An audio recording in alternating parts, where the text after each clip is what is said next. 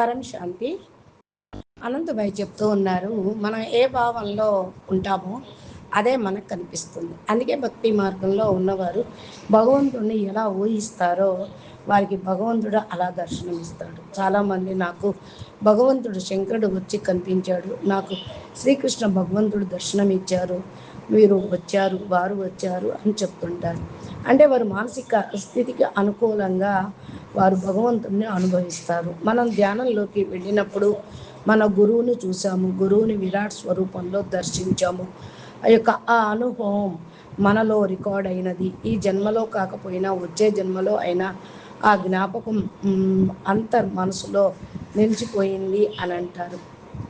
అప్పుడు ఏమవుతుంది అంటే వచ్చే జన్మలో కూడా మీరు బాపూజీ ఫోటోను ఒకసారి చూసినా ఈ జన్మలో ఈ వ్యక్తితో మనకు చాలా పాత సంబంధం ఉంది అనే భావన కలుగుతుంది. నేను అలాంటి చాలామందితోటి అలాంటి వాళ్ళతోటి వారు వీడియోలో కూడా 1 సెకండ్ మాత్రమే బాపూజీ ఫోటోను చూశారు అని అంటారు. కానీ వెంటనే జ్ఞానంలో నడవటం ప్రారంభించారు. ఎందుకంటే వారి అంతరంగం నుంచి ఇది నా పాత సంబంధము అనే స్వరం వచ్చింది.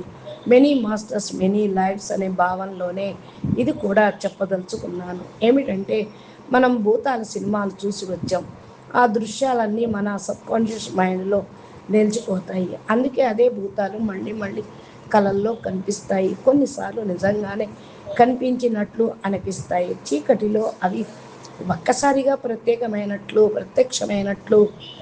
అనిపిస్తూ ఉంటాయి. తాడును కూడా పాములాగా చూడగలం.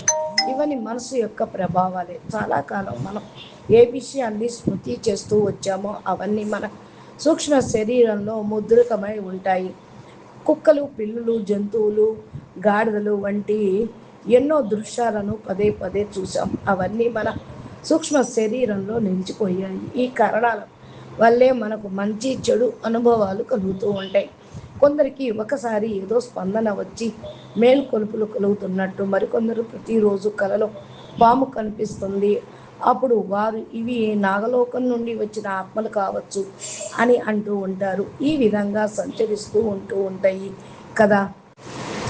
చాలా కాలం మనం ఏ విషయాన్ని స్మరిస్తూ వస్తూ ఉంటామో అవన్నీ సూక్ష్మ శరీరంలో రికార్డింగ్ అయి ఉంటాయి. అవన్నీ కూడా దృశ్యాలుగా పదే పదే కనపడుతూ ఉంటాయి. మన కారణాల వల్లే ఇక్కడ మంచి చెడు అనుభవాలు కూడా మనకు కలుగుతూ ఉంటాయి. అంటే ఇవి నాగలోకం నుండి పాములను చూడటంతో వచ్చాయా అనిపిస్తూ ఉంటుంది. బ్రహ్మాండంలో వ్యక్తమైనవి, అవ్యక్తమైనవి, కనిపించేవి, కనిపించనివి, వెళ్ళిపోయినవి, వచ్చేవి, రూపము, రంగు, ఆకారం, వాసన, స్పర్శ, వికారం, అహంకారం అన్నీ కూడా మారిపోయినవి ఎన్నో ఉన్నాయి. ఇవన్నీ ఈ భూమిపైనే ఉన్నాయి. కానీ భయపడాల్సిన అవసరం లేదు. అవి కూడా తమ తమ పరిస్థితుల్లో చిక్కుకొని ఉన్నాయి. అసలు చిక్కుకొని వారు ఎవరున్నారు? మహాజ్ఞాని, బ్రహ్మజ్ఞాని, ఆత్మజ్ఞాని మాత్రమే ఈ చక్రాల్లో చిక్కుకోదు.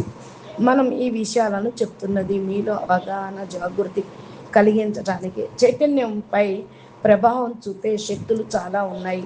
యక్షులు ఉన్నారు, కిన్నెర్లు ఉన్నారు. మహాభారతంలో యక్షుడు యుధిష్ఠిరుడు దగ్గరకు వచ్చి ప్రశ్నలు అడిగి అతని సోదరులను తిరిగి జీవింపచేశాడు. అయితే యక్షుడు భూమిపైకి ఎందుకు వచ్చాడు? లడ్డూలు పంచడానికి వచ్చాడా? సరస్సు ఒడ్డున ఎందుకు ఉన్నాడు? 5000 సంవత్సరాల క్రితం ఉన్నట్లయితే ఇప్పుడు కూడా ఎక్కడో ఒక చోట ఉండవచ్చు కదా. ఎవరితోనైనా ఒక కర్మబంధన ఉండవచ్చు కదా. అలాగే ఇప్పుడు కూడా కొందరు చెప్తూ ఉంటారు, ఏలియన్స్ తమ కళల్లోకి వచ్చి సందేశాలు ఇచ్చారని. ఇటీవల ఒక వీడియోలో కూడా చెప్పారు. ఒక వ్యక్తికి ఏలియన్ కళలో కనిపించి దాన్ని ఆధారంగా అతను ఏలియన్స్ విగ్రహాన్ని తయారు చేశాడు. ఇప్పుడు దక్షిణ భారతదేశంలో కొన్ని ప్రాంతాల్లో ఆ విగ్రహాలను ఆలయాల బేస్మెంట్లోకి ఉంచి పూజలు కూడా చేస్తున్నారు. కాబట్టి ఎవరికైతే ఎవరితో సంబంధం ఉంటుందో వారికే ఆ సందేశాలు వస్తూ ఉంటాయి. విషయం అంతే సులభం కదా. మీరు టెన్షన్ పడాల్సిన అవసరం ఏమీ లేదు. ఎవరికైతే ఎవరితో సంబంధం ఉంటుందో వారు వారినే వెతుక్కుంటూ వస్తూ ఉంటారు అంతే. మరి అంత టెన్షన్, స్ట్రెస్, ఆందోళన ఎందుకు? ఇవన్నీ నిజంగా ఆశ్చర్యకరమైనటువంటి విషయాలు అంటూ ఉన్నారు అనంతభాయ్. అచ్చా, పరం శాంతి, నమస్తే, ధన్యవాదాలు. ఇలాంటి వీడియోలు చాలా బాపూజీ దశరథ్ పటేల్ తెలుగు ఛానల్లో ఉన్నాయి. మీరు వినాలి అంటే ప్లేలిస్ట్లోకి వెళ్ళి చూడవచ్చు. మా ఛానల్ని సబ్స్క్రైబ్ చేసి గంట సింబల్ని ప్రెస్ చేస్తే నోటిఫికేషన్లు పొందవచ్చు. ధన్యవాదాలు. పరం శాంతి.